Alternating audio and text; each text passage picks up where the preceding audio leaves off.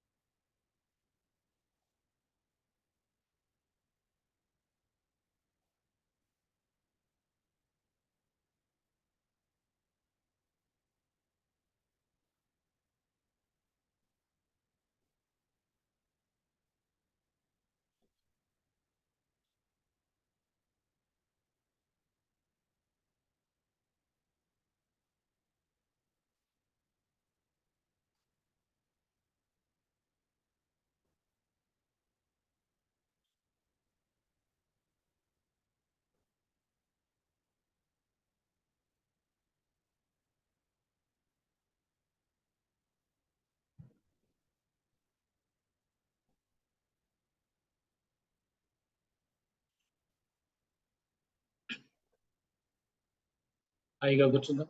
శ్వాస మీద ధ్యాస.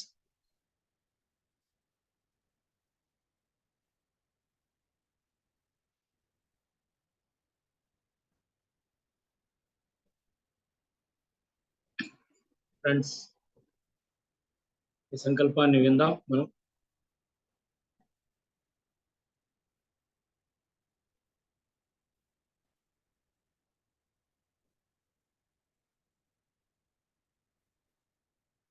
ప్రస్తుతం నేను అనుభవిస్తున్నటువంటి అనారోగ్యము,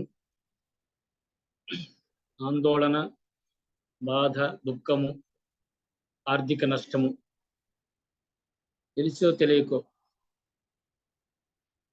ఏ జన్మలోనైనా ఎవరికైనా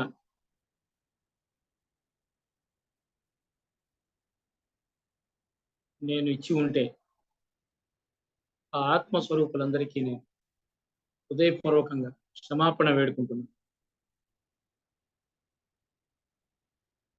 వారందరికీ ఆత్మ జ్ఞానం కలుగునుగా.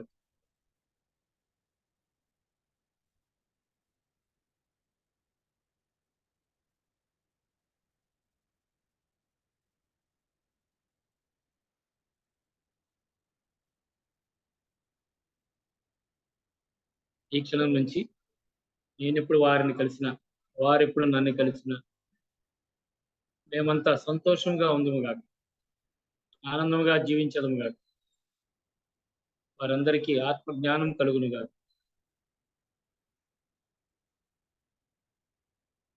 సేమిరా కళ్ళు తెరవరా.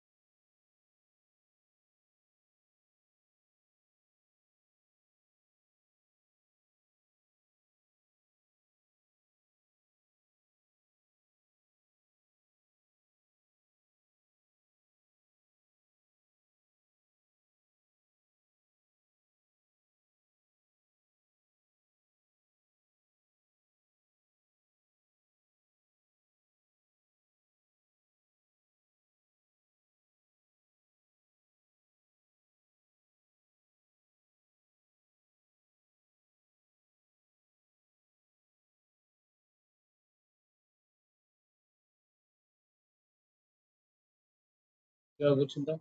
కేవలం శ్వాస మీద ధ్యాస.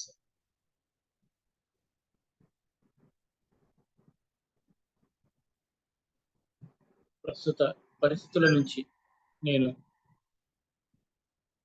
ఏ జ్ఞానము అందుకోవాలి,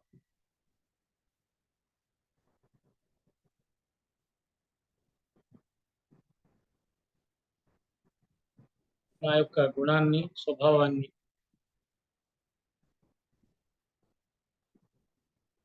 ఏ విధంగా మార్చుకోవాలో ఆ జ్ఞానాన్ని నాకు అందించవలసిందిగా నేను నా పూర్ణాత్మను నేను అర్థిస్తున్నాను. మన పరిస్థితులన్నీ మనకి ఏదో ఒక పాఠాన్ని నేర్పించడానికే వస్తాయి ఫ్రెండ్స్.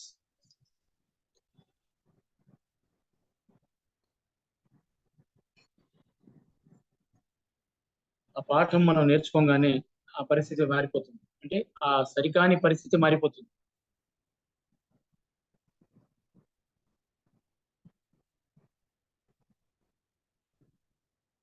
ఆ సరికాని పరిస్థితి అనేటువంటిది మారిపోతుంది. ఏదైనా మనకి బాధాకరమైన పరిస్థితి ఉంది అని అంటే ఖచ్చితంగా అక్కడ మనం ఏదో మార్చుకోవాలి. మన ఆలోచన ధోరణి, మన మాట తీరు, మన నమ్మకాల వ్యవస్థ, మన స్వభావం అక్కడ మార్చుకోవాలి అని మనం అర్థం చేసుకోవాలి. పైగా కూర్చుందాం. కేవలం శ్వాస మీద ధ్యాస.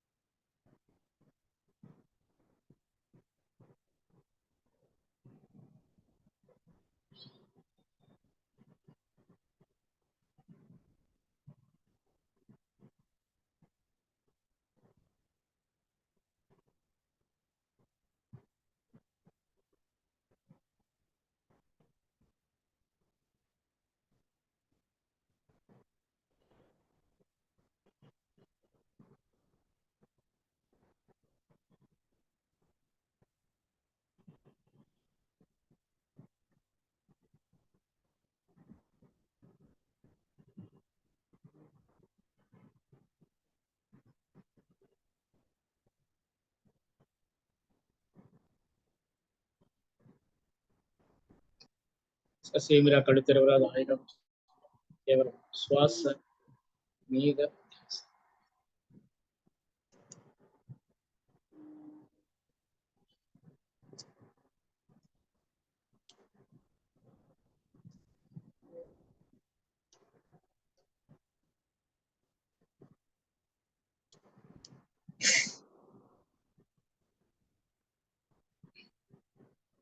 ఇంకో సంకల్పం విందాం.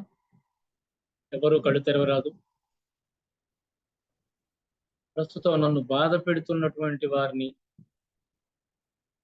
ఇబ్బంది పెడుతున్నటువంటి వారిని, మోసగించిన వారిని, కష్టపెడుతున్న వారిని, నష్టపరిచిన వారిని అందరినీ బేషరతుగా హృదయపూర్వకంగా నేను క్షమిస్తున్నాను.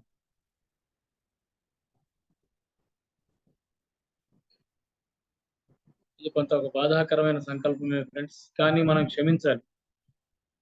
ఎందుకనంటే ఎవరైనా మనల్ని బాధ పెడుతున్నారు అంటే ఆ బాధ అంతా గత జన్మల్లో మన ద్వారా, ఈ జన్మలో గాని గత జన్మలో గాని ఏదో ఒక రూపంలో మన ద్వారా ఇతరులకు ఇవ్వబడినది. మనం ఏదైతే ఇచ్చామో అది మళ్ళీ తిరిగి మనకు వస్తుంది. ఒకరు సంతోషంగా ఉండడానికి సహాయపడితే మనకి సంతోషమే తిరిగి వస్తుంది. మనం ఎవరినైనా బాధ పెట్టి ఉంటే తిరిగి ఆ బాధ ఏదో ఒక రూపంలో, ఎవరో ఒక రూపంలో ఆ బాధ, ఆ దుఃఖము అది అనుభవించాల్సి ఉంటుంది. కనుక మనల్ని బాధ పెట్టే వాళ్ళు వాస్తవంగా కారకులు కాదు. ఇది అర్థం చేసుకోవాలి ఫ్రెండ్స్. వాళ్ళు కేవలం పాత్రధారులు మాత్రమే.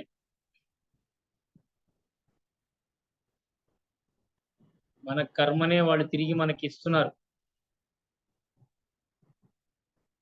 కానీ ఈ జ్ఞానం లేనందువల్ల మనం వాళ్ళని తిట్టుకుంటాం. వాళ్ళు నష్టపోవాలని కోరుకుంటాం. వాళ్ళు వాళ్ళకేదో కష్టం కలగాలని కోరుకుంటుంటాం. దానివల్ల మళ్ళీ మనకి ఇంకా కర్మ అంటుకుంటూనే ఉంటుంది. ఇది దయచేసి మనం అర్థం చేసుకుందాం ఫ్రెండ్స్. మన కర్మ బాకీలు తీర్చుకునేందుకు వాళ్ళు వచ్చి తిడుతున్నారు, డబ్బులు ఎగ్గొడుతున్నారు, కష్టపెడుతున్నారు. ఇదంతా మన కర్మ అనేది మనం అర్థం చేసుకోవాలి.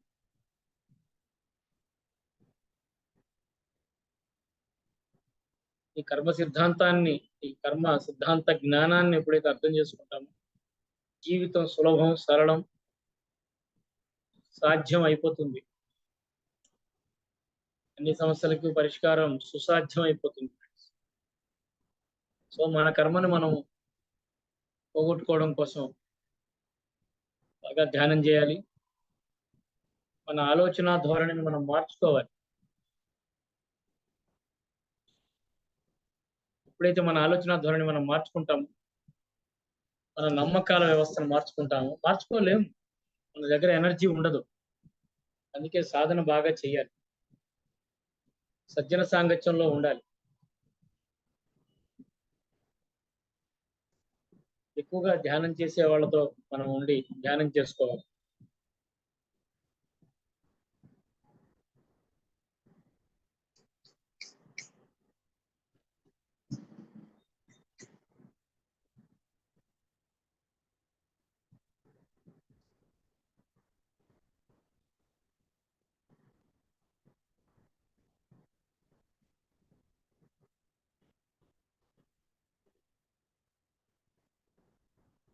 ససేమిరా కళ్ళు తెరవరు, హాయిగా కూర్చుంది.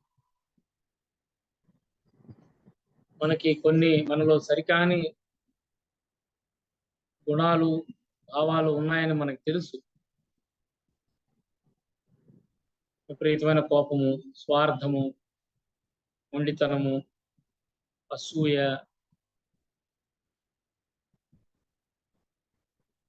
మోసం చేయడము, క్రోధము, ద్వేషము, ఇట్లా రకరకాలు. అయితే అవి తెలిసి మార్చుకోలేము. కారణం అనేక జన్మల సంస్కారాల వల్ల మనం ఆ ఊబిలోనే ఉంటాం. ఆ రకమైన స్వభావంలోనే జీవిస్తాం. సో ఈ స్వభావం మారాలనంటే ఎంతో ధ్యానం చేయాల్సి ఉంది ఫ్రెండ్స్. భయము,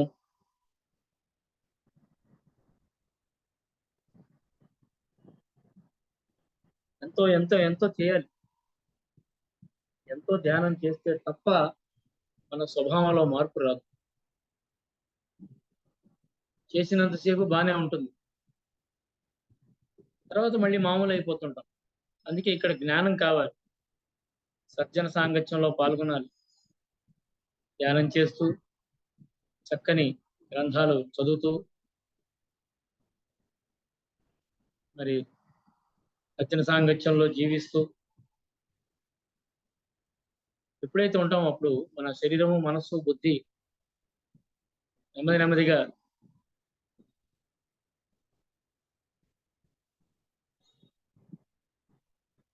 ఆ మార్పును అంగీకరించే తత్వం మనలో వస్తుంది. హ్యాపీగా సరికాని వాటిని వదలగలుగుతాం, హ్యాపీగా వదలగలుగుతాం.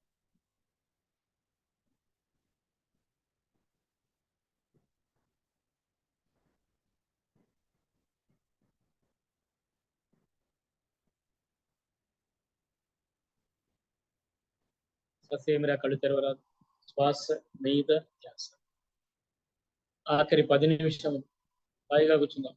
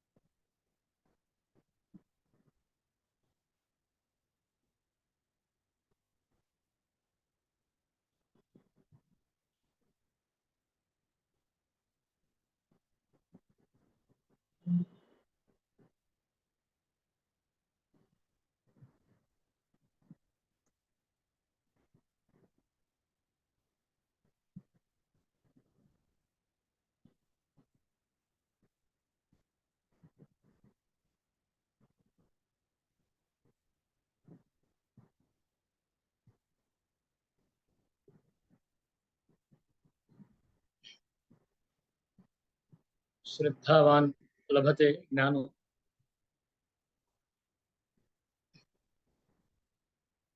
శ్రద్ధ ఉన్నవారికే జ్ఞానం, జ్ఞానము ఉన్నవారికే జీవితంలో ఆనందం హాయిగా కూర్చుంది. శ్వాస మీద ధ్యాస.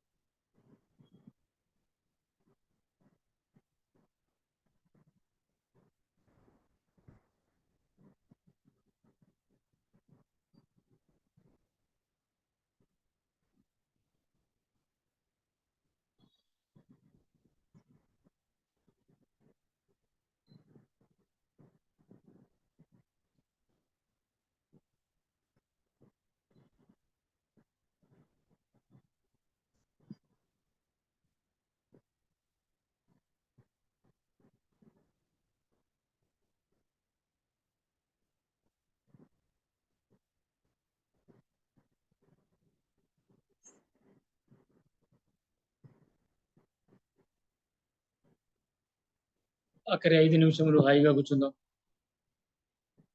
శ్వాస మీద ధ్యాస.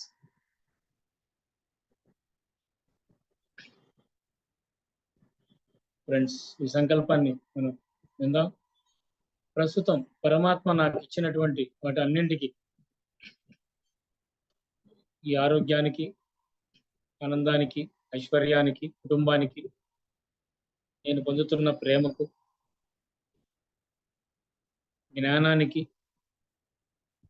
హృదయపూర్వకంగా ఆ పరమాత్మకు కృతజ్ఞతలు తెలుపుకుంటాం. ఈ మాత్రం కూడా లేని వాళ్ళు ఎంతో మంది ఉంటారు. కనుక మనం ఎప్పుడైతే మనం ఉన్నదానికి థ్యాంక్స్ చెప్తామో, కృతజ్ఞత చెప్తాము, ఇంకా ఎక్కువగా పొందే యోగ్యత మనకు వస్తుంది.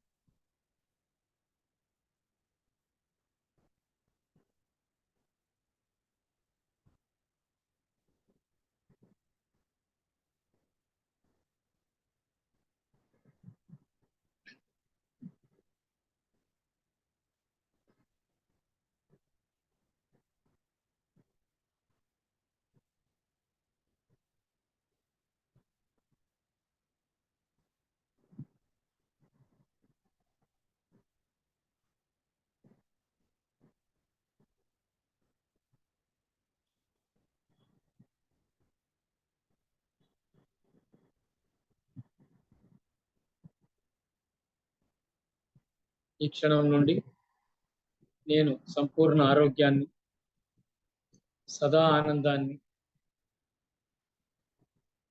సమృద్ధికరమైన సంపదలను, నిరంతర ఆత్మ విజ్ఞానాన్ని హృదయపూర్వకంగా ఆహ్వానిస్తున్నాను. పొందిన వాటిని నా చుట్టూ ఉన్న ప్రపంచాన్ని ప్రేమతో పంచుతాను. షరతులు లేని ప్రేమతో పంచుతాను.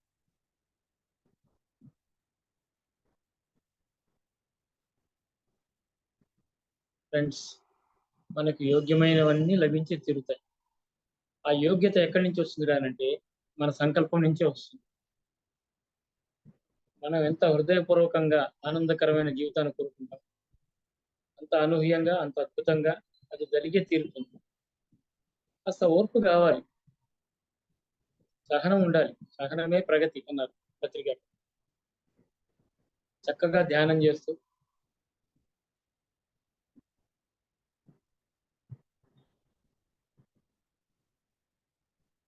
ఈ సంకల్పాన్ని విందాం. ఆఖరి 3 నిమిషములు. నన్ను నేను హృదయపూర్వకంగా ప్రేమించుకుంటున్నాను. అలాగే నా చుట్టూ ఉన్న వారిని అందరినీ షరతులు లేకుండా ప్రేమిస్తున్నాను. నా గత జన్మలలోను, నా గత జీవితంలోను నేను చేసిన పొరపాట్లన్నింటినీ, అజ్ఞానంతో నేను చేసిన పొరపాట్లన్నింటినీ హృదయపూర్వకంగా క్షమిస్తున్నాను. వాటికి సంబంధించిన జ్ఞాపకాలను, ముద్రలను, మాటలను తక్షణమే నా ఆత్మ మూలాల నుంచి విడుదల చేసేస్తున్నాను శాశ్వతంగా. అద్భుతమైన, ప్రశాంతమైన, దివ్యమైన, ఆనందకరమైన జీవితాన్ని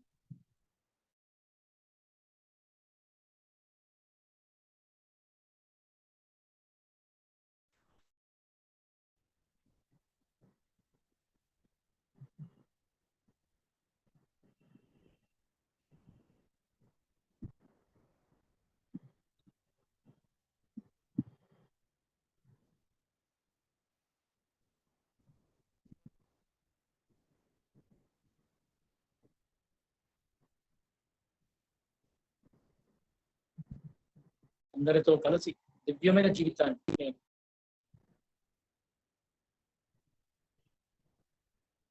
నా జీవితంలోని అన్ని పాత్రలను, అంటే భర్త, భార్య, తల్లి, తండ్రి, కొడుకు, అల్లుడు, స్నేహితుడు, ఉద్యోగి, వ్యాపారి, ఏదైనా అన్ని పాత్రలు అన్నింటినీ నేను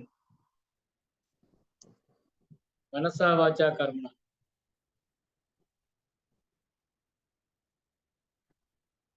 వాటిని ధర్మయుతంగా నిర్వహిస్తూ, వాటి ద్వారానే నా యొక్క మోక్ష పదాన్ని, కైవల్యాన్ని, అద్వైతాన్ని అందుకుంటున్నాను. నా మానవ తత్వంలో పరిపూర్ణమైన దివ్యత్వాన్ని, నా ప్రతి ఆలోచన, నేను ఇతరులకు ఇచ్చే ప్రతి ఆలోచన, ప్రతి మాట, ప్రతి చేతను దివ్యత్వంతో నింపి అందిస్తాను. దివ్యమైన ప్రేమతో అందిస్తాను. నిస్వార్థమైన ప్రేమతో అందిస్తాను.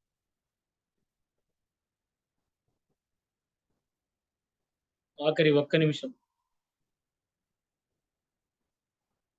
శ్వాస మీద ధ్యాస.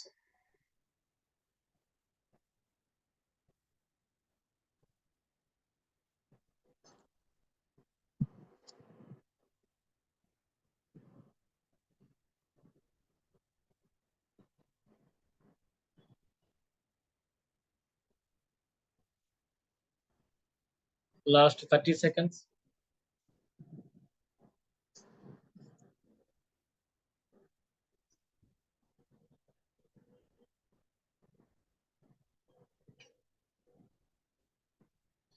ఓకే మాస్టర్స్, నెమ్మదిగా మీ చేతులు చివరిలో మీ కళ్ళ మీద ఉంచుకోండి. ఒక 5 seconds.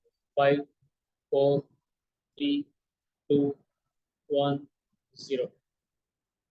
నెమ్మదిగా నెమ్మదిగా చేతి వేళ్ళు చేసి నెమ్మదిగా కళ్ళు తెరుస్తాం.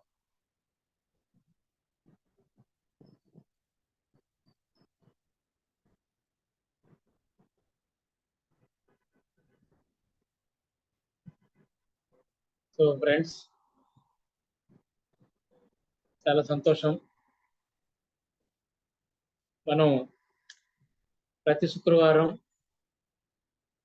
అష్టావక్ర గీత అన్నటువంటి ఒక మహోన్నత గ్రంథం నుంచి చక్కని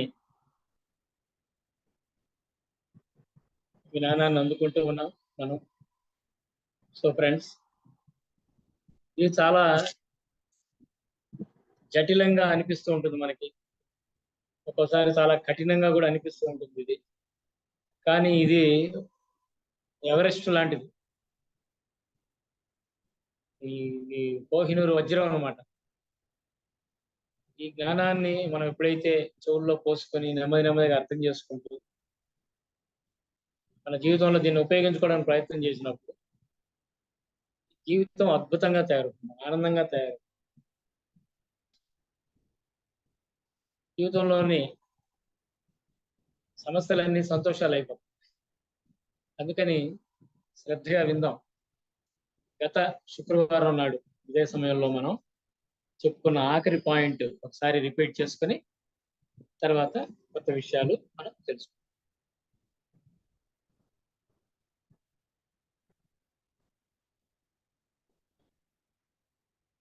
చూడండి, ఏ కోరికలు లేకుండా కర్మలను ఆచరించే జ్ఞాని వారిని వలె చరిస్తూ ఉంటాడు. అంటే జ్ఞాని చిన్న పిల్లాడు ఎలాగైతే ఉంటాడు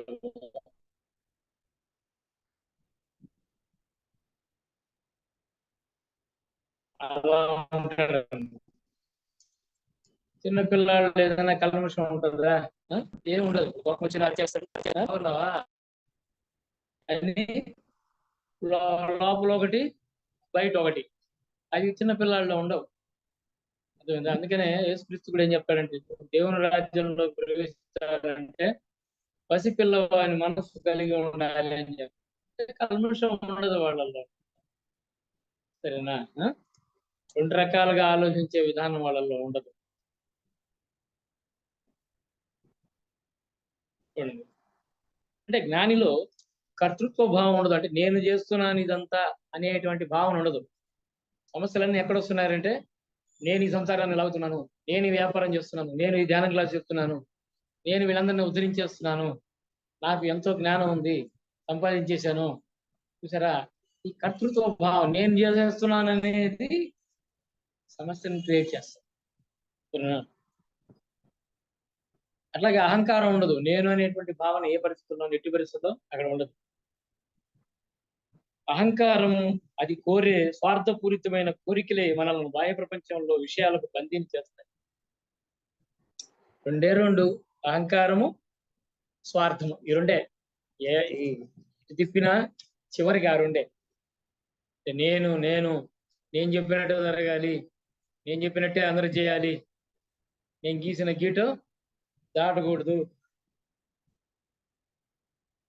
గీతం నా చేతికి తెచ్చియాలి. ఎక్కడైనా, ఆఫీసులో అయినా, ఒక కుటుంబంలోనైనా, ఆఖరికి ఏదైనా ఒక దేవస్థానానికి పోయినా ఏ కనులాట. నేను చెప్పినట్టే వినాలా, నేను చెప్పినట్టే చెయ్యాలా, ఒక్కొక్క బుర్రేకి ఒక్కొక్క బుద్ధి పుడతా ఉంటది. ఇదే కరెక్టు, శారదమ్మ చెప్పేది కరెక్ట్, రాంగ్, నేను చెప్పేదే కరెక్టు కదా. ఇలా నేను అనేటువంటి అహంకారం, నేను అనుకున్నట్టే జరగాలన్నీ. తర్వాత స్వార్థపూరితమైన కోరికలు ఉండొచ్చు. పత్రికారు చెప్పారు, కోరికలు ఉండాలి. అసలు కోరికలు అయితే మనం అసలు శరీరం తీసుకుని భూమి మీదకి రాం కదా. అసలు అవసరం ఉంది, అక్కడే ఉండొచ్చు కదా. ఎవడ మనం నేను భూమి మీదకి కాబట్టి పత్రికారు ఏం చెప్పారంటే, కోరికలు ఉండాల్సిందే, స్వార్థపూరితమైన కోరికలు ఉండకూడదు. నేనే బాగుండాలి, ఊళ్ళో డబ్బంతా నాకే రావాలి, నేనొక్కడినే బాగుండాలి, ముందు నేను బాగుండాలి, తర్వాత సంగతి వాళ్ళ సంగతి, ముందు నా ప్లేట్లో భోజనం వచ్చేయాలి, తర్వాత సంగతి వాళ్ళ సంగతి తర్వాత. అట్లా అంటే స్వార్థపూరితమైన కోరికలు. ఎలాంటి కోరికలు ఉండాలా? నేను బాగుండాలి, ఎదటోళ్ళు బాగుండాలి, సర్వే జన సుఖినో భవంతు, అందరూ బాగుండాలి. అది సాధ్యమే, ఎందుకంటే ఈ సర్వే జనాన్ని సృష్టించింది పరమాత్మే, ఆయనకి అన్ని సాధ్యమే. అయితే మనం కోరుకోవాలి, మనం ఏం కోరుకుంటే అది. అవి ఎంత సాధ్యం కాదులేండి, అవన్నీ అవ్వలేండి అని చెప్పి మనం అనుకుంటున్నాం అనుకోండి, అలాగే అవుతుంది. హృదయపూర్వకంగా ఎప్పుడైతే మనం కోరుకుంటాము, అలాంటి పరిష్కారం ఏదో దొరుకుతుంది. అందుకే సేత్ చెప్తాడు, ప్రతి సమస్యకి కోటాను కోట్ల పరిష్కారాలు ఉంటాయి. ఎన్ని ఉంటాయి? కోటాను కోట్ల పరిష్కారాలు ఉంటాయని చెప్తాడు ఆయన. ఎంత గొప్ప చెప్తాడు. మరి నీకేది కావాలా? పోయేమో కోటి అని అంటే ఎట్లా సార్, ఇన్ని కష్టం కదా ఇవన్నీ అంటే. Happy solution. ఏమనుకోవాలి నువ్వు? Happy solution. ఏం కోరుకోవాలి? హ్యాపీ సొల్యూషన్ అనుకోవాలి, అంతే. అదే కదా నీకు కావాలా. నీ సమస్యకి ఏం కావాలి నీకు?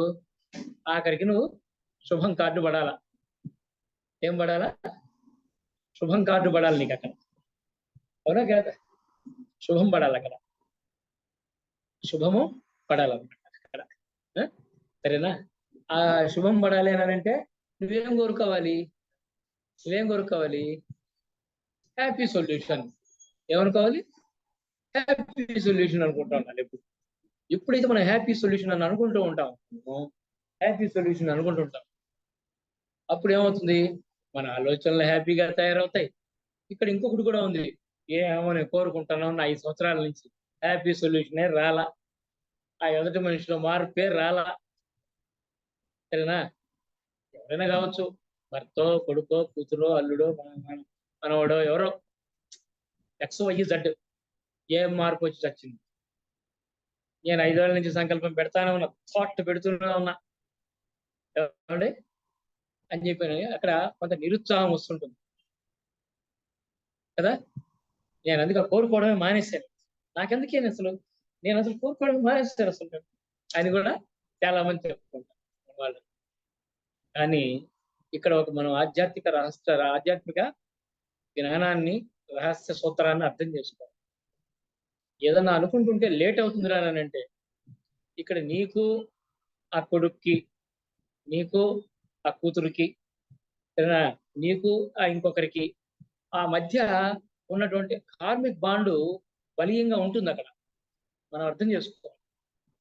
ఆ ఇద్దరికి సంబంధించిన సామూహిక కర్మ బలీయంగా ఉంటది అక్కడ. బలీయంగా ఉంటది అంటే ఆ ఇద్దరికి సంబంధించిన ఏదో ఉంటుంది కర్మ జన్మల్లో. అందువల్ల అక్కడ వాళ్ళు కోరుకున్నటువంటి సఖ్యత జీవితము ఇంకా అది సాకారము కాకుండా పోయి ఉండొచ్చు. ఇది అర్థం చేసుకొని మనం వంతులు వేసుకోకుండా, సరేనా, ఎవరి పాటికి వాళ్ళు ధ్యానం చేయడమే. ఎవరి పాటికి వాళ్ళు ఎంత వీలైతే అంతే కదా. ఇప్పుడు సిటీస్ లో చూడండి, భార్యాభర్తలు ఏం చేస్తారు? భర్త 10,000 వస్తున్నాయి అనుకోండి, భార్య ఒక 5,000 సంపాదిస్తుంది. కానీ సడన్ గా భార్యకి ప్రమోషన్ వచ్చి ఒక 20,000 ఉద్యోగం వచ్చింది అనుకోండి, మానేస్తుందా? 20,000 వస్తుంది, 20-10 కలిపితే ఎంత? 30 అవుతుంది. 20-10 కలిపితే 30 అవుతుంది. కొంచెం మనం అనుకున్న జీవితం గడపచ్చు అని చెప్పని వాళ్ళు ముందుకెళ్తారు. అట్లా మనము గ్రూప్ కాన్షియస్నెస్ తో సామూహికంగా మనం ఎప్పుడైతే కలిసి ధ్యానం చేస్తూ ఉంటామో, ఎక్కడైనా సరే, దేవస్థానంలో అయినా, ధ్యానాలయంలోనైనా, ఎక్కడైనా సరే, కుటుంబంలోనైనా ఆ ఒకే భావనతో ఉండడం. 6-100 కష్టమైన, నష్టమైన, నిష్ఠూరమైన, 6-100 ఒకే భావనతో మనం ఎప్పుడైతే ఉంటామో అక్కడ శక్తి చేరుకుంటుంది. అర్థమవుతుందా? కాబట్టి ఫ్రెండ్స్, మనం ఈ యొక్క సత్యాన్ని అర్థం చేసుకొని ఎప్పుడైతే ఎందుకు వచ్చాం భూమి మీదకి? ఈ మానవ జీవితంలో పరిపూర్ణతను సాధించడానికి జన్మెత్తాం. గుర్తుపెట్టుకోండి. ఈ మానవ జీవితంలో దైవత్వాన్ని ప్రదర్శించడానికి, ఆ తల్లి పాత్రలో దైవత్వాన్ని ప్రదర్శించడానికి, భార్య పాత్రలో, భర్త పాత్రలో, కొడుకు పాత్రలో, సరేనా, మనవడి పాత్రలో దైవత్వాన్ని ప్రదర్శించడానికి వచ్చావు. గుర్తుపెట్టుకోండి. మనం ఎంతో తెగించి ధైర్యంతో భూమి మీద ఈ మానవ జన్మ తీసుకొని వచ్చాం. మనం ఆ దైవత్వాన్ని ఈ మానవ జీవితం ద్వారా ప్రదర్శించడానికి వచ్చాం. ఎంతో ఓర్పు అవసరం, ఎంతో శక్తి పుంజుకోవాల్సి ఉంది. మనం ఎంతో ధ్యానం చేయాల్సి ఉంది. ఎంతో సద్గ్రంథ పఠనము, అధ్యాయము, సజ్జన సాంగత్యము చేస్తూ మనల్ని మనము రిఫైన్ చేసుకుని మన కర్మ ప్రక్షాళన చేసుకోవడం ద్వారా ఆనందకరమైన జీవితం చిటికలో మనసు. ఫ్రెండ్స్, కాబట్టి మరి ఈ వారం అష్టావక్ర మహర్షుల వారికి ప్రణామాలు అర్పిస్తూ మనము ఆయన మనం గమనిస్తే ఈ చాప్టర్ లక్ష్యం అనేటువంటి ఈ చాప్టర్ లో ఆయన ఏం చెప్తున్నాడు అంటే, ఆత్మజ్ఞానికి మూర్ఖుడికి ఉన్నటువంటి తేడాలు చెప్తా వస్తున్నాడు ఆయన. అంటే మనం ఎక్కడి నుంచి ఎక్కడికి వెళ్ళాలనే విషయం చెప్తున్నాడు ఆయన. మనం ఏ వైపుకు ప్రయాణం చేయాలని చెప్తున్నాడు. ఆత్మజ్ఞాని అదృష్టము. చూస్తూ, వింటూ, స్పృశిస్తూ అంటే తాకుతూ, వాసన చూస్తూ, తింటూ కూడా దేని కోసము తప్పించకుండా శాంతంగా ఉండగలగడం అతని జీవితం యొక్క ధన్యము, గొప్పదనము. అన్నిట్లో ఉంటాడు, అందరితో ఉంటాడు, అంతటా ఉంటాడు, అన్ని పనులు చేసుకుంటూ ఉంటాడు. కానీ ఎలా ఉంటాడు? శాంతంగా, లోపల ప్రశాంతంగా ఉంటాడు. నువ్వు ఎన్నైనా దిట్టు, 100 దిట్టు, మళ్ళీ రేపు తెల్లారి 101 దిట్టు, ఓకే రైట్, కానీ హాయిగా ఉంటాడు అనమాట. విషయానుభవ క్షేత్రాలలో చరిస్తూ కూడా వాటి ప్రలోభానికి ప్రభావానికి గురి కాకుండా, అంటే అన్ని రకాల ప్రాపంచిక విషయ వ్యవహారాలన్నింటిలో ఉంటాడు. కానీ వాటి ప్రలోభానికి, అంటే ఇక్కడ ఏదో డబ్బులు వస్తాయేమో కొంచెం కొట్టేద్దాం, సరేనా, ఇక్కడ ఏదో పేరు ప్రతిష్టలు వస్తాయి, మనకు బాగా వాళ్ళు చాలువాళ్ళు చెప్తారు పోదాం, అలాంటి ప్రలోభాలకు లొంగిపోకుండా, ప్రభావాలకు లొంగిపోకుండా, సరేనా, అలా ఉండగలుగుతాడు అతను. అలా ఎలా ఉండగలడు? ఆ ప్రలోభాలకు లొంగకుండా, ఏమండి, అర్థమే కాదు అంటాడనమాట అష్టావక్రుడు. అష్టావక్రుడే అలా చెప్తున్నాడు, తమాషాగా చెప్తున్నాడు. అంటే ఆత్మజ్ఞాని యొక్క గొప్పదనాన్ని మనకి తెలియజేస్తున్నాడు. సాధారణ మనిషి కోణంలో నుంచి చెప్తా ఉన్నాడు. సాధారణ మనిషి కోణంలో నుంచి చెప్తా ఉన్నాడు. అంటే ఇప్పుడు ఎట్లా సాధ్యపడింది? ఆత్మజ్ఞానికి ఎట్లా సాధ్యపడింది? అన్ని వ్యవహారాల్లో ఉంటూనే మళ్ళీ అతుక్కోకుండా ఉండడం ఎలా సాధ్యపడింది అని అంటే, మనసును ఒక ప్రత్యేక విధానంలో మలచుకోవడం వల్లనే ఈ రహస్యమంతా ఇమిడి ఉంది. మనసుని మలుచుకున్నాడంట. చూసారా? అంటే ఎలా? ఇంద్రియాలను తృప్తిపరచాలనే కోరికలను, తపనను జ్ఞాని తన మనస్సులో లేకుండా చేసుకుంటాడు. అర్థమవుతుందా? కోరికలు, ఆ నగ కావాలి, ఆ డబ్బులు కావాలి, వీళ్ళని లొంగ తీసుకోవాలి, వీళ్ళు నా చెప్పు చేతల్లో ఉండాలి, ఆ పదవిలో నేనే ఉండాలి. చూసారా? ఇవన్నీ ఇంద్రియాల ద్వారానే వస్తాయి ఇదంతా. అర్థమవుతుందా? దాన్ని అతను మనసులో లేకుండా చేసేసుకుంటాడు. అలాగని చెప్పి తిండి మానేసి, గుడ్డ కట్టుకోవడం మానేసి, సంపాదించడం మానేసి ఉండడు. ఈ శరీరానికి కావాల్సినటువంటివన్నీ శరీర ధర్మాలన్నీ పాటిస్తూ, మనసును శాంతంగా పెట్టుకుంటూ, వివేకాన్ని దైవం పట్ల తిప్పుకుంటూ హాయిగా జీవిస్తుంటాడు. నేను చెప్పేది స్వార్థపూరితమైన కోరికలు, విపరీతమైనటువంటి కోరికలతో అవి లేకుండా చేసుకుంటాడట జ్ఞాని. చూడండి, వస్తువుల నుండి సుఖం లభిస్తుందనే భావంతో, అంటే కళ్యాణ్ జ్యువెలర్స్ నగలో నగేసుకుంటే తప్ప నన్ను మతించరు అందరూ, సరేనా, నేను ఆ నగలేసుకొని పెళ్లికి పోకపోతే అసలు పెళ్లికి మానేస్తా పోను, ఇంత దగ్గర వాళ్ళైనా సరే, ఒక్క నగ కూడా లేకుండా పోతే నన్ను వాళ్ళు గుర్తిస్తారా, గౌరవిస్తారా వాళ్ళు? నీకు ఇక్కడ విలువ ఏముంది? ఆ నగకి విలువ ఉంది. నగ లేకపోయినా నిన్ను ఆధారంగా పిలిచారని అంటే అది నీ వాల్యూ. అందుకే నెల్లూరులో పెద్ద ఆయన నాతో ఒక మాట అన్నాడు, మనం సంపాదించుకున్న ఆస్తి మనుషులను, అంటే ఏంటి, నీ వ్యక్తిత్వాన్ని చూసి నిన్ను ఆదరించాలి. గాంధీ గారు సూట్ వేసుకున్నాడా, కోట్ వేసుకున్నాడా, బూట్ వేసుకున్నాడు, అంత గుడ్డ కట్టుకొని పోతే బ్రిటిష్ వాళ్ళు కూడా నమస్కారం చేశారండి, వంగి వంగి.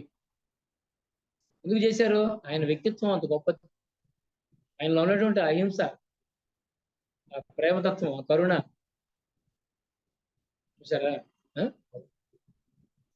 కాబట్టి ఫ్రెండ్స్, ఎప్పుడైతే ఈ వస్తువుల నుంచి సుఖాలు లభిస్తాయనేటువంటి భావన ఎప్పుడైతే నువ్వు తీసేస్తావో, సరేనా, అప్పుడు ఏమవుతుందంటే ఈ మనసు కోరలు తీసిన పాములాగా బలహీనపడిపోతుందంట. ఏమైపోతుంది? ఎంత ఉపమానం ఎంత బాగా చెప్తాడు. కోరలు తీసిన పాములాగా అది బలహీనపడిపోతుంది. అర్థమవుతుందా? చక్కని ఉపమానం అంటారు తెలుగులో, దీన్ని ఉపమానం అంటారు, అంటే పోలిక చేసి చెప్పడం అనమాట. చూసారా? అంటే కోరలు తీసేసిన పాము కాటేస్తుందా? కాటేసిన ఏమీ కాదు నీకు కదా.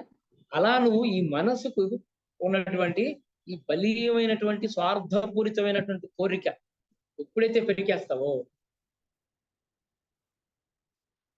అర్థమవుతుందా? దుర్యోధనుడు ఏం చేశాడు? ఈ 5 మంది పాండవులు నా చెప్పు చేతల్లో ఉండాలి, లేదా వాళ్ళని నాశనం చేసేయాలి. స్వార్థపూరితమైనటువంటి బలీయమైనటువంటి కోరిక, చూసారా? ఎప్పుడైతే అలాంటివి తీసేస్తాడో, వాళ్ళు బాగుపడ్డా బాగుపడకపోయినా వాళ్ళ వల్ల వాస్తవంగా ఇతనికి ఎలాంటి నష్టమో వాస్తవానికి జరగదు. నష్టం ఎక్కడ జరిగింది? చిన్నప్పటి నుంచి పాండవుల వల్ల నాకు నష్టం కలుగుతుందేమో అని చెప్పి ఇతని లోపల ఏం జరిగింది? ఆ ద్వేషం పెరిగి వాళ్ళకి ఏదో ఒక నష్టం కలిగించాలని ఎప్పుడైతే ప్రయత్నం చేశాడో చూసారా, ఆ ప్రయత్నం చేసే కొద్దీ ఏం జరిగింది? పాండవులు ఇంకా బలపడ్డారు. పాండవులు ఇంకా వాళ్ళు ఇంకా పరమాత్మకు దగ్గరయ్యారు. వాడు శ్రీకృష్ణుడికి దగ్గరయ్యారు. వాడు శ్రీకృష్ణుడి దగ్గర జ్ఞానాన్ని తీసుకున్నారు. శ్రీకృష్ణుడే వాళ్ళ పక్షాన వహించాడు. దైవమే వాళ్ళ పక్షాన వహించాడు. గమనిస్తున్నారా? కాబట్టి ఎప్పుడైతే మనము ఆ యొక్క అలాంటి భావాలన్నింటినీ పెరికేస్తాం, ఈ మనస్సు బలహీనపడిపోతుంది.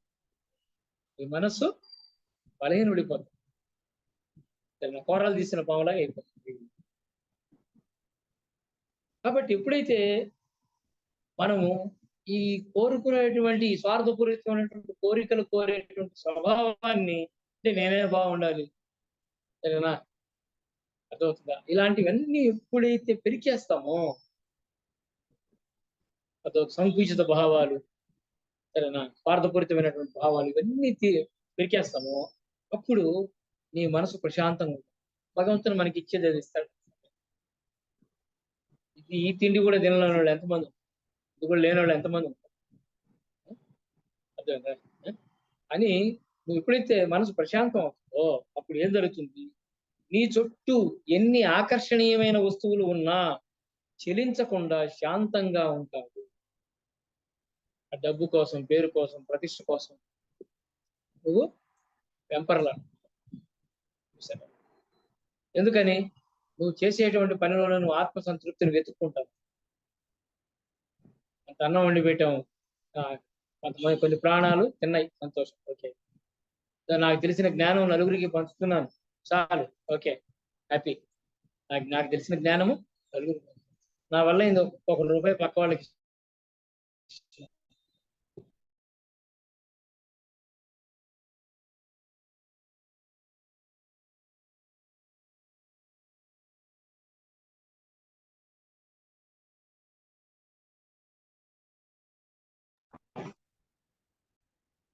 నాకు తెలుసు కదా,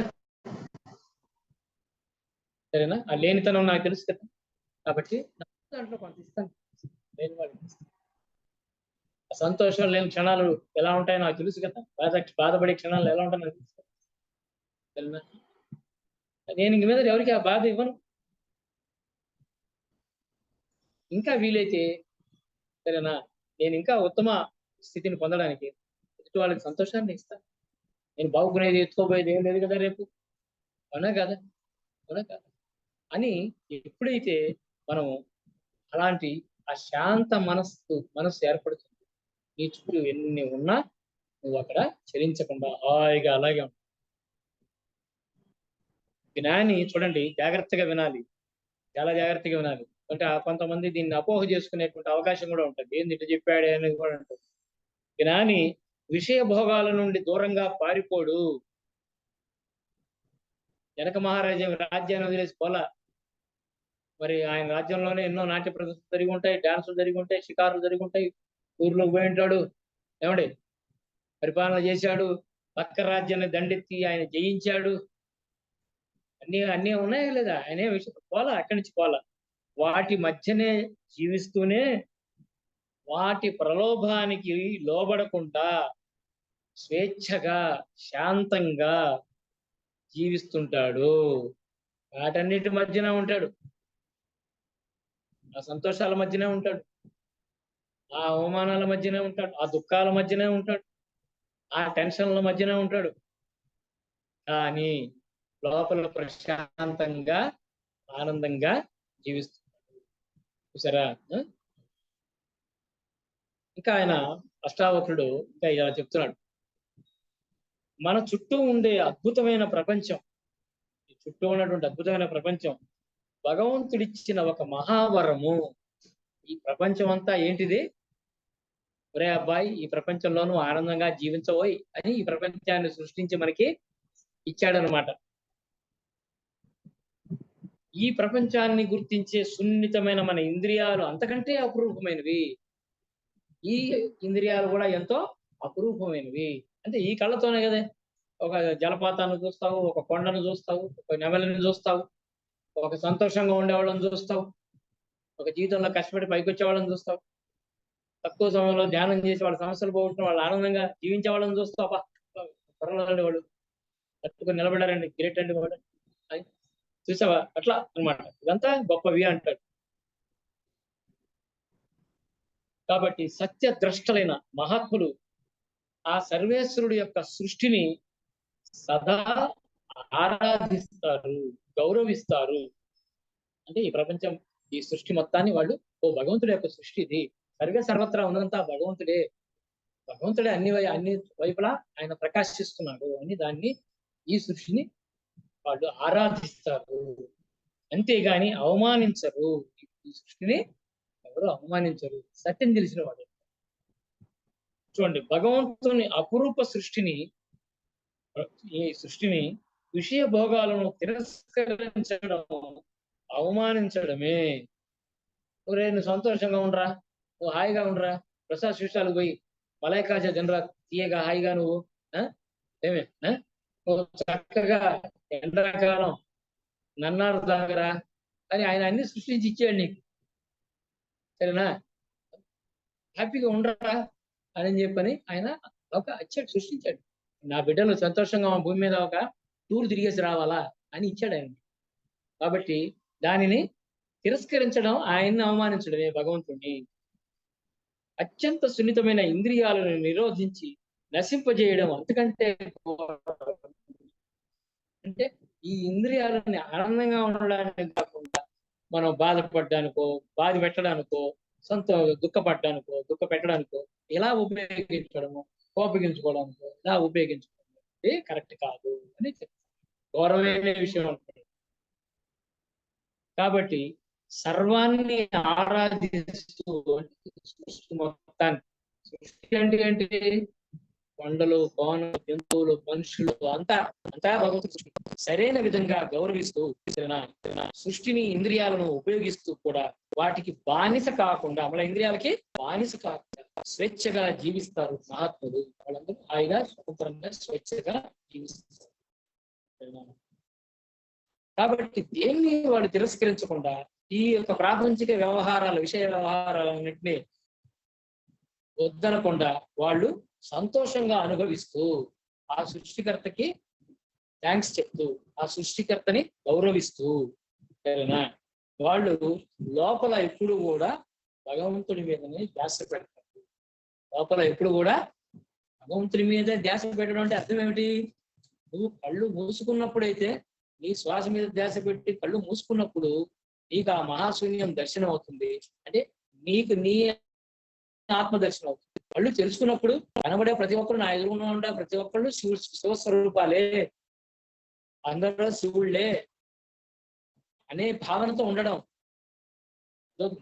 ఈ భగవంతుని యొక్క ఆరాధన మనం 24 గంటలు చేయడం అంటే అది అర్థం, సరేనా? కాబట్టి అలా భగవద్ ఆరాధన చేస్తూ సంతోషంగా జీవించగలవాడే నిజమైన మనిషి, సరేనా? మహాత్ముడు. సో మనీషి అంటే ఋషి, యోగి. అర్థమవుతుందా? అంటే నీలోను ఎదుటివాళ్ళలోను సర్వే సర్వత్రా ఆ శివుణ్ణి చూసేపోయింది.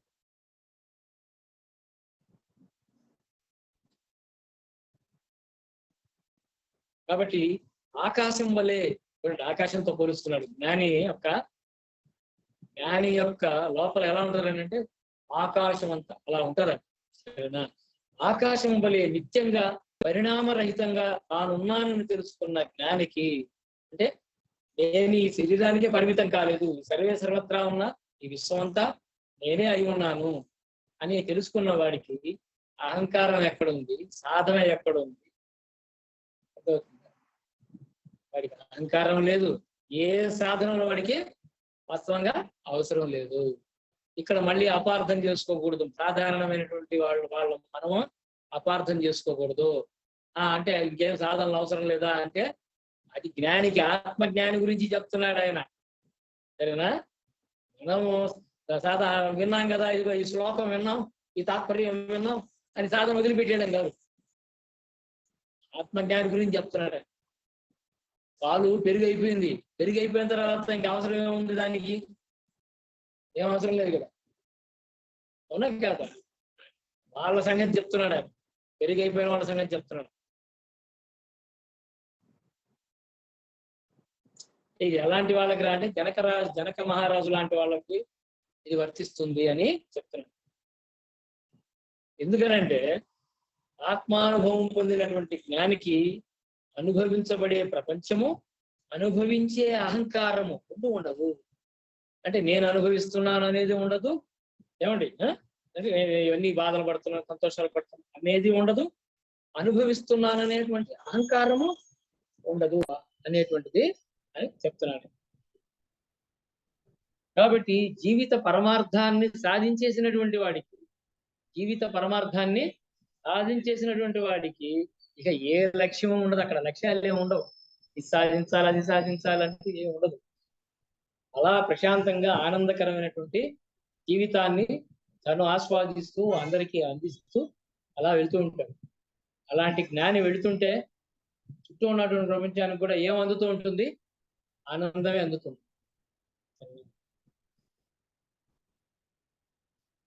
కాబట్టి అట్లాంటి వాడికి పరిమితులన్నీ నశించాయి. అలాంటి వాడికి ఏమి నశిస్తాయి? పరిమిత భావనలన్నీ నశిస్తాయి. అంటే నేను ఈ కులము, ఈ మతము, నేను మంచివాడిని, నేను జ్ఞానిని, ఇట్లాంటివంతా ఉంటాయి. ఎలాంటిది రానంటే దీన్ని పత్రిక గారు కూడా చెప్తారు ఇదే విషయాన్ని.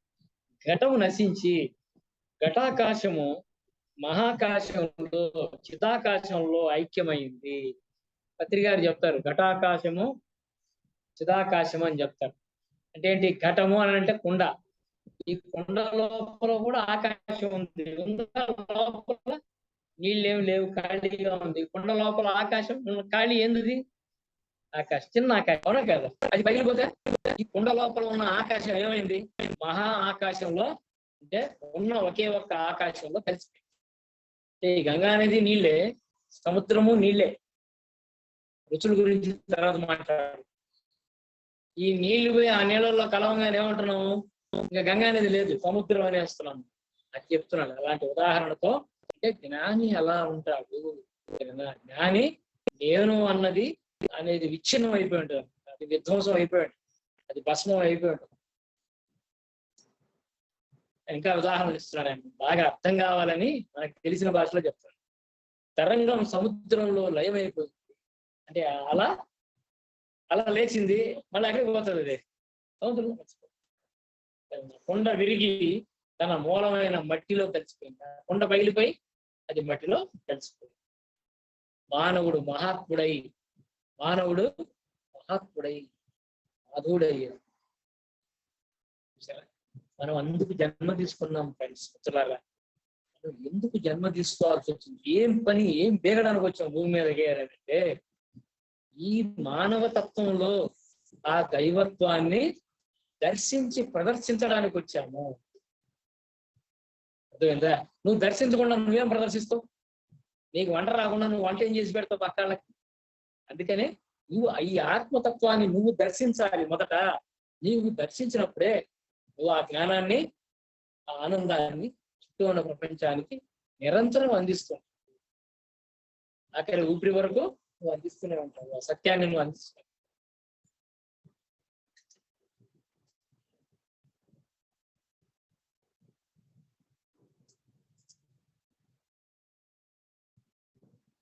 కాబట్టి ఈ విధంగా స్వార్థపూరితమైనటువంటి కోరికలన్నింటినీ జయించి, సరేనా, ఎవరైతే తన స్వస్థితిలో తను నిలిచి ఉంటారో, స్వస్థితి అని అంటే ఆత్మస్థితిలో నిలిచి ఉంటారో, ఆ మహాత్ముడికి జయమగుగాక అని అష్టావక్రుడు పరవశించి పులకించి ఆయన ఒక ప్రైజ్ ఇస్తున్నాడు. ఆయన ఒక అభినందన తెలియజేస్తున్నాడు. అట్లాంటి మహాత్ముడికి జయమే కలుగును గాక అనేసి చెప్తున్నాడు. జయమే కలుగుతుంది అలాంటి వాళ్ళకి, స్వార్థం లేకుండా ఉండేటువంటి వాళ్ళకి ఎప్పుడూ జయమే కలుగుతుంది. సరేనా? ఆరంభంలో ఆటంకాలు సహజం, ఎందుకంటే సత్యాన్ని ఈ ప్రపంచం అనే మాయ ఎప్పుడు కూడా వ్యతిరేకిస్తూనే ఉంటుంది. ఇక్కడ ఎప్పుడు కూడా ఎవరి పని వాళ్ళు చేస్తుంటారు. కాబట్టి ఫ్రెండ్స్, ఇక్కడ అతి ముఖ్యమైన విషయం ఏంటంటే ఈ ఆత్మజ్ఞానికి సంబంధించిన ప్రయత్నం అంతా వ్యక్తిత్వాన్ని, దాని పరిధిని, అర్థాన్ని గుర్తించడమే. నువ్వు చేసే సాధనలన్నీ ఏంటి? పూజలు, యజ్ఞాలు, యాగాలు, ధ్యానాలు, తపస్సులు, ఏమండి ఇవన్నీ ఏంటంటే నీ వ్యక్తిత్వాన్ని నువ్వు అర్థం చేసుకోవడము, అంటే నీ అహంకారాన్ని నువ్వు అర్థం చేసుకోవడము. నీ అహంకారాన్ని అంటే ఈ నేను అనేటువంటిది ఎంత విస్తృతమైనదో, ఈ మహాకాశం అంతటిది. కానీ మనం అజ్ఞానం వల్ల, మాయ వల్ల ఈ భూమి మీదకి రాగానే ఏమైపోయినాం? ఘటాకాశం అయిపోయినాం. ఏమైపోయినాం? నేను అంటే ఈ కొండలో ఆకాశాన్ని, బావిలో కప్పని అయిపోయాం అనమాట. మనం ఘటాకాశం అయిపోయాం మాయ వల్ల. కానీ నువ్వెవరు నిజానికి? చిదాకాశం, మహా ఆకాశం. అర్థమవుతుందా? కానీ మర్చిపోయాం మనం. ఎందుకని? ఇక్కడ మాయ రోల్ ప్లే చేస్తాం. సరేనా? మా మాయను జయించడం కోసం పడగొట్టి రామరసింహారెడ్డిలో బాలకృష్ణ మాదిరి పడగొట్టి భూమి మీదకి వచ్చాం. ఇక్కడికి రాగానే మళ్ళీ మర్చిపోతాం. సరేనా? మళ్ళీ మర్చిపోతాం. అట్లా మళ్ళీ పైకి పోయి 4 గడుచుకునేది, అయ్యో మర్చిపోయానే. మళ్ళా నేను కిందకి వచ్చి ఈసారి చూడు 100కి 100 మార్కులు తెచ్చుకుంటా, 10కి 10 పాయింట్లు తెచ్చుకుంటా, ఈసారి చూడప్పా నేనా అని మళ్ళీ వస్తాం. ఉదయం కూడా పత్రికారు టీఎంసీలో చెప్తా ఉన్నారు, ఇదే చెప్తున్నాడు, ఇదే పాయింట్. మళ్ళీ మర్చిపోతాము. కానీ మనిషి అధపతాళానికి దిగజారిపోతాడు అనేసి చెప్తాడు సార్. అంటే నీ యొక్క ఈ స్వయం నేను నీకు ఎప్పుడైతే అర్థమవుతుందో, అంటే ఈ అహం నుంచి మనం ఆ పరమాత్మ తత్వం వైపుకి ఎప్పుడైతే వెళతామో, అంటే ఈ ఘటాకాశం నుంచి చిదాకాశం వైపుకి ఎప్పుడైతే వెళతామో, ఇప్పుడు నీ సాధనలన్నీ ఫలించినట్టే, నీ సాధనలన్నీ పూర్తి అయిపోయినట్టే. చూసారా? కాబట్టి అంటే ఈ వ్యక్తిత్వం, నువ్వు ఏదైతే బావిలో కప్ప, కొండలో ఆకాశం దగ్గర నుంచి నువ్వు ఎప్పుడైతే విస్తృతమైనావో, అంటే ఆ సంఖ్యల నుంచి బయటపడ్డావు, సరేనా? అంటే సహజంగా ఐక్యమైపోవచ్చు అంటాడు ఆయన. సహజంగా నువ్వు ఐక్యమైపోవచ్చు పరమాత్మ తత్వంలో. చాలా సులభము, చాలా సులభము. కొండ పగిలిపోతే ఇంకా ఏముంది? మొత్తం సర్వే సర్వత్రా ఉన్నదంతా దైవమే. ఆ కొండ అంటే ఏంటి? నేను అనే అహంకారం. ఆ నేను దాన్ని వదులుకోగలగాల, సరేనా? మనమే దాన్ని గట్టిగా పట్టి పెట్టుకోవాలి.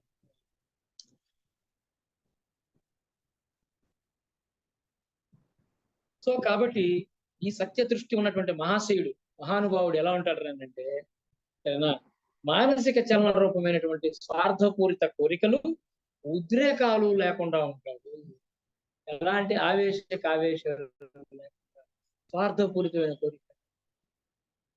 అంటే ఒక మహాత్ముడు ఎలా ఉంటాడు? వాడు ఒక లడ్డు తింటుంటే, అబ్బా ఈ లడ్డు చుట్టూ ఉండేవాడు కూడా తింటే బాగున్నాయి అని అట్లా అనిపిస్తుంది. అందుకే చూడండి, పత్రికారు ఏదన్నా తింటుంటే ఏం చేస్తాడు? ఎవరైనా స్వీట్ ప్యాకెట్ ఇస్తే ఒక్కొక్కరిని పిలిచి అందరికి పెట్టి ఆయన ఒక్కటి తీసుకుంటాడు. ఆయన ఎవరైనా ఇంటికి పోతే ఏం చేస్తాడు? వీళ్ళందరికీ అన్నం పెట్టండి, నేను ఒక్కడే తినాలన్నాడు. ఆయన ఏం చేస్తాడు? ఆయన తర్వాత సంగతి, ఆ ఇంట్లో వాళ్ళు చచ్చుకుంటారు, అది వేరే కథ.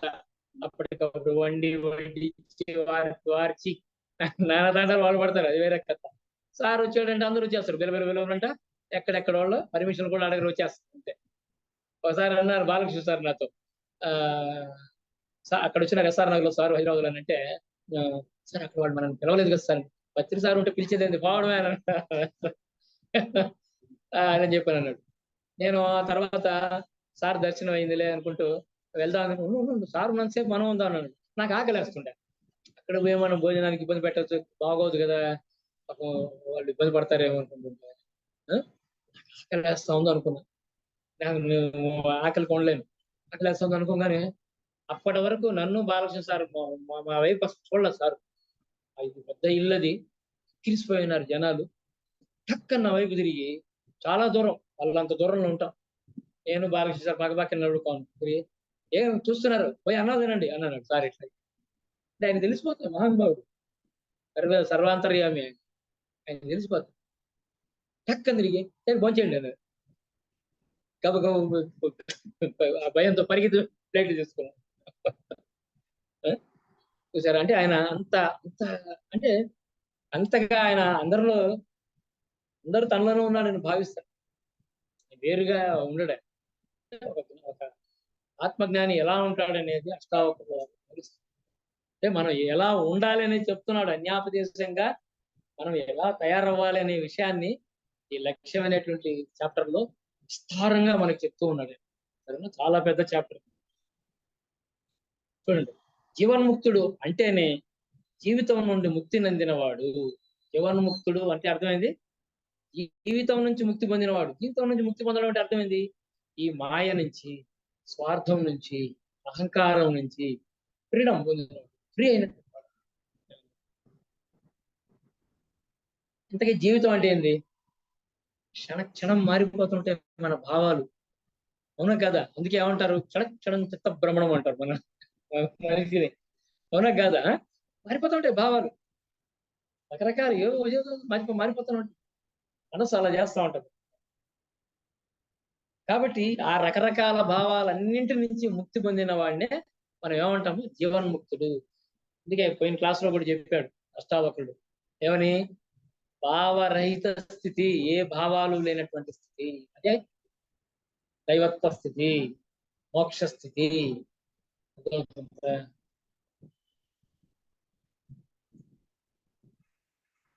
అంటే ఒక ఆత్మజ్ఞానికి ఎలా ఉంటాడు అంటే, విషయాలను అనుభవించాలనే కోరిక కానీ, ఆఖరికి మోక్షం కావాలనేది కూడా కోరికే. ఏంది? మోక్షం కావాలా, నాకు మోక్షం, ఐ వాంట్ ఎన్లైటన్మెంట్ అంటే అది కూడా కోరికే. నువ్వు కోరుకోకుండా ఉండు, అప్పుడు అదే నీ దగ్గరకు వస్తుంది. పాపాజీ అనేటువంటి గొప్ప అద్వైత జ్ఞాని అద్భుతంగా చెప్తాడు ఈ విషయాన్ని. చాలా గొప్ప రమణ మహర్షులు వారి శిష్యుడు ఆయన. ఆయన చెప్తాడు, ఐ వాంట్ ఎన్లైటన్మెంట్ అన్నామంటే అది కూడా కోరికే. సరేనా? ముందు ఐ తీసేయి. ఈ ప్రాబ్లం ఏంది? నేను నేను నేను చెప్పినట్టే వినాల, నేను చెప్పినట్టే చేయాల. అర్థవుతుందా? ఐ తీసేయి. ఈ రెండు పెరిగేసి ఇంకే ఉంది. ఈ రెండు తీసేస్తే ఉండేది శాంతి. సరేనా అని చెప్తాడు చక్కగా. కాబట్టి జ్ఞాని అన్నవాడు సర్వకాల సర్వావస్థలలోనూ నిశ్చల మనస్సుతో, శాంతమైన బుద్ధితో, చూడండి పదం జాగ్రత్తగా వినండి, ఏమన్నాడు? నిశ్చలమైన మనస్సు. జాగ్రత్తగా పదాలు అర్థం చేసుకో. నిశ్చలమైన మనస్సు అంటే ఏంది? ఏ ఆలోచన లేకుండా ఉండడము. వాడేం చేశాడు, వీడేం చేశాడు, వీడేం చేశాడు, వాడేం చేశాడు, ప్రశాంత్.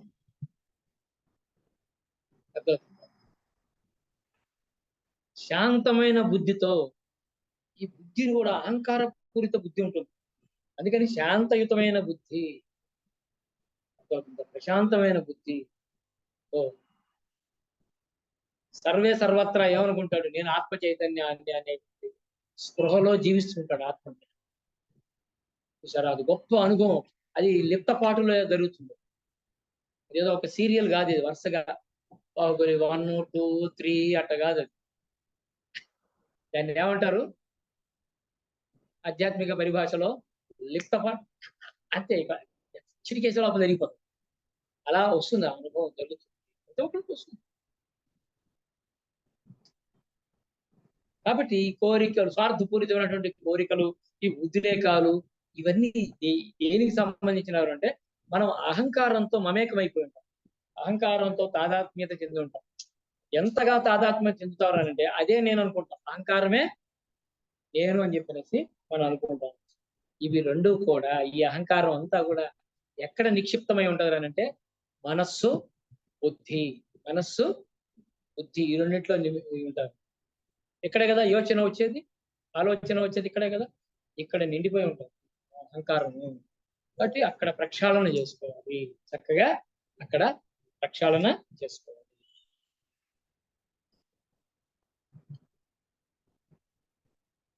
కాబట్టి జ్ఞానికి ఈ ప్రపంచం అంతా ఒక తాత్కాలికమైనటువంటిదే.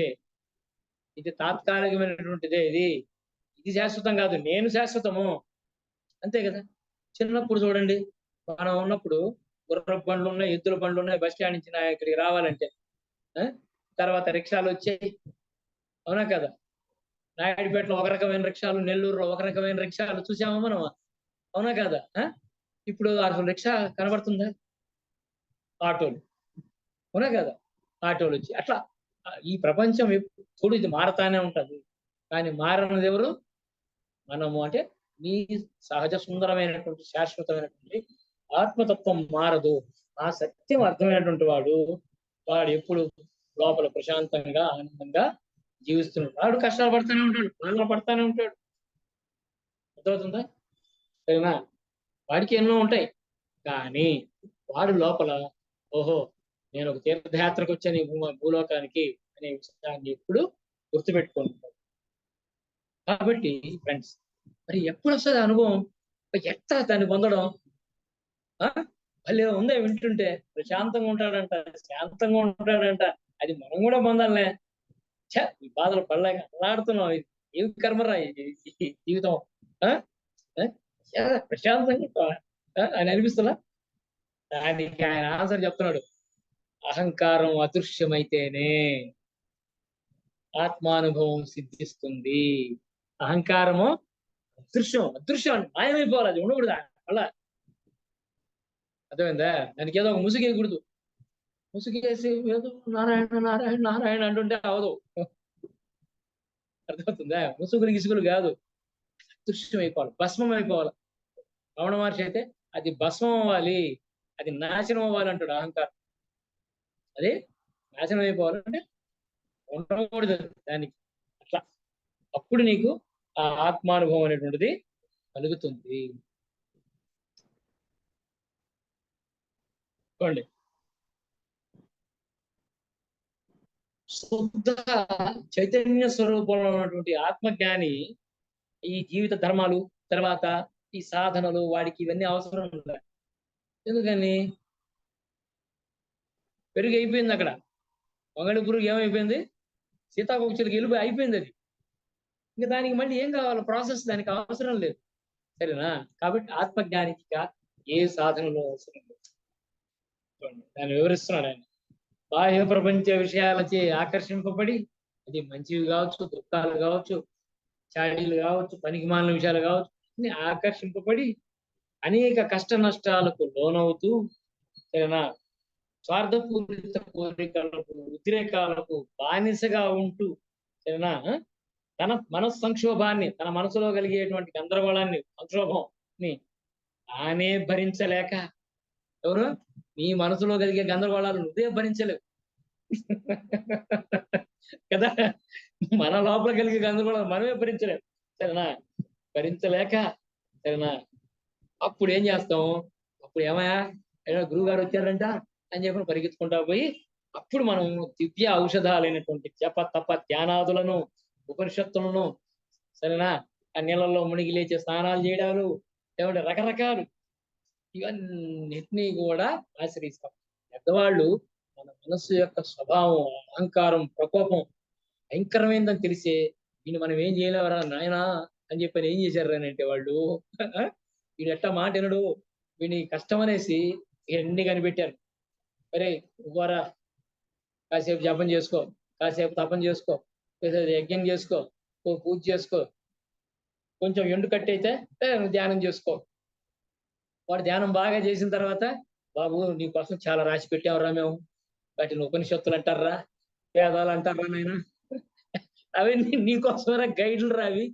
ఈ భూలోక యాత్ర బాగా చేయడానికి ఓల్డ్ రాఘవేంద్ర గైడ్, స్వస్తిక్ గైడ్, ఆ గైడ్లన్నీ కనుక్కున్నావురా మేము. వాడటం లేదురా నువ్వు, నేను ఫ్రీగా ఇస్తావురా క్లాస్ చెప్పని ఇట్లా ఫ్రీగా క్లాసులన్నీ పెట్టి అన్ని చెప్తే ఎప్పుడు వింటాడు? బాగా వాడు ధ్యానం చేసి మనసు శమించాలి, బుద్ధి శాంతితో నిండాలి. అర్థమైందా? అప్పుడు ఇవంతా ధార్మిక జీవనం వైపు వస్తాం. ఏమిటి ధార్మిక జీవనం అంటే? ధర్మంతో కూడిన జీవితం అంటే అర్థం ఏంటో తెలుసా? నేను ఆత్మని అనే భావనతో జీవించడం. అర్థమవుతుందా? అందుకు ధర్మ అర్థ కామ మోక్షాలు 4 ఫస్ట్ ధర్మం అన్నారు. ధర్మం అంటే డబ్బులు దానం చేయడం కాదు. ధర్మం అంటే నువ్వెవరో తెలుసుకోవడము. ఇది తెలియదు చాలా మంది. నువ్వెవరో నువ్వు తెలుసుకునేంత ధ్యానం చేయాలి. చూసారా? అంత సాధన, అంత విచారణ లోపల చేసుకోవాలి, ఆత్మ విచారణ చేసుకోవాలి.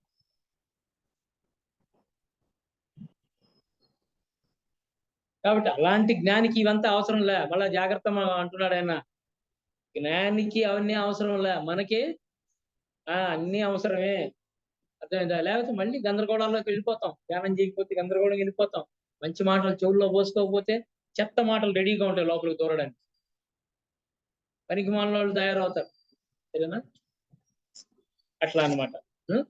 కాబట్టి చాలా సంతోషం. ఎన్నో మంచి విషయాలు విన్నాం ఫ్రెండ్స్. ఏమైనా డౌట్స్ ఉంటే అడగండి.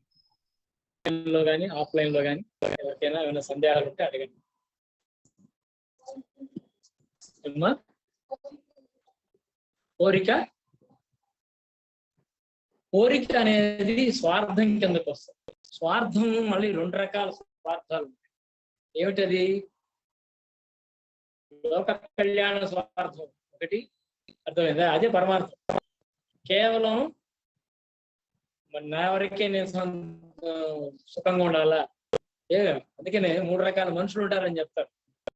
3వ రకం వాడు ఏం చేస్తాడు? నువ్వు ఏమైనా అయిపోవా, అర్థమైందా? నాకు అనవసరం, నా డబ్బులు నాకు ఇచ్చాడు. అర్థమైందా? 2వ రకం వాడు ఏమంటాడు? నువ్వు చెడిపోవాలని నేను కోరుకోవటం లేదా, నా డబ్బులు నాకు ఇచ్చాడు. ఉత్తముడు ఏమంటాడు? నువ్వు బాగుండాలి, నేను బాగుండాలి. అర్థమవుతుందా? ఇట్లా ఈ 3 రకాలైనటువంటి మనుషులు. కాబట్టి ఇక్కడ పత్రిక గారు మనకి చాలా స్పష్టంగా చెప్తారు. కోరికలు అంటే స్వార్థం. ఆ స్వార్థంలో స్వార్థపూరితమైన కోరికలు ఏంటి? నువ్వు ఎంత నష్టపోయినా నాకేం నొప్పుకుండదు.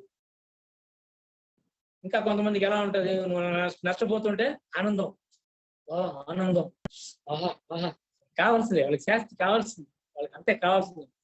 నువ్వు ఎంత అంటావో అవన్నీ నువ్వు ఈ జన్మలోనూ వచ్చే జన్మలోనూ అవన్నీ మనం అనుభవించాల్సి వస్తుంది. అర్థమవుతుందా? సో కాబట్టి కోరికలు అంటే ఎలా ఉండాలా? నేను ఈ క్షణం ఆత్మజ్ఞాని అవ్వాలి, నేను ఈ శరీరం లోపల దైవ సాక్షాత్కారాన్ని పొందే తీరుతాను. అర్థమవుతుందా?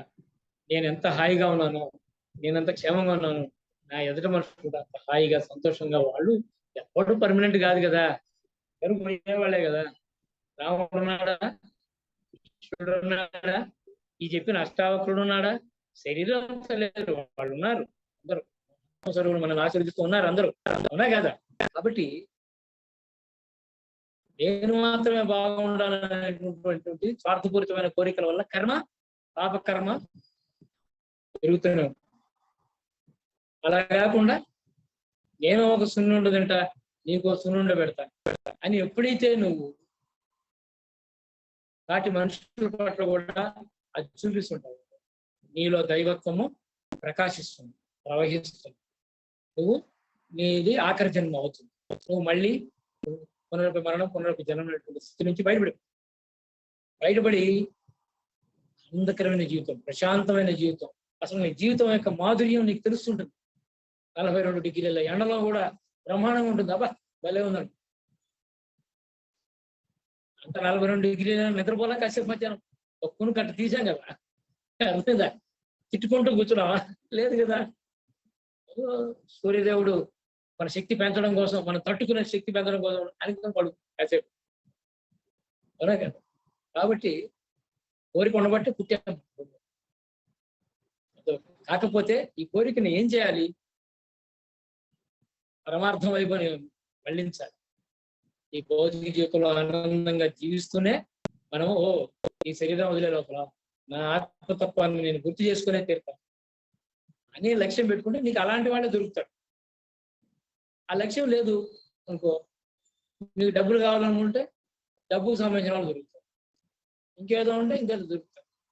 కానీ దైవం కావాలనుకుని ప్రయత్నం చేస్తాం, ఇవన్నీ దొరుకుతాయి. ఆరోగ్యం, ఆనందం, ఐశ్వర్యం అన్నీ నీకు పుష్కలంగా నీ జీవితంలో సుఖం, సంతోషం, వైభోగం అన్నీ వస్తాయి. పత్రికారు ఎంత బాగా చెప్తారు. రోగం అంటే పాపము, పాట పాడుతున్నా సార్, పాపం అంటే రోగం అంటే పారిపోతుంది, రోగం అంటే పాపం అంటే కాకుంటే భోగం అంటే పుణ్యము. అంటే నువ్వు ఆనందంగా జీవించడం, కడుపు నిండా తినడం, గుడ్డ కట్టుకోవడం, సంతోషంగా నేను పలకరించేవాళ్ళం ఉంటారు, అందరితో నువ్వు కలిసిమెలిసి సంతోషంగా ఉంటావు. ఏం సుందరమా బాగున్నావా? అందరు బాగున్నాను, అట్లా అందరితో హాయిగా జీవించడం, అట్లా చూసారు. కాబట్టి ఫ్రెండ్స్ ఇంకా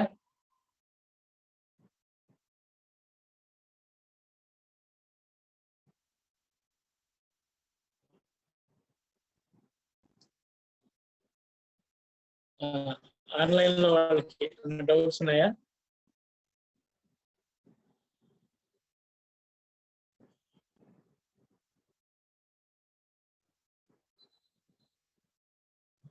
కాబట్టి ఫ్రెండ్స్ ఎంతో సాధన చేస్తే తప్ప ఈ మహోన్నతమైనటువంటి అష్టావక్రుని యొక్క మహాజ్ఞానము అర్థం చేసుకోవడం కష్టం.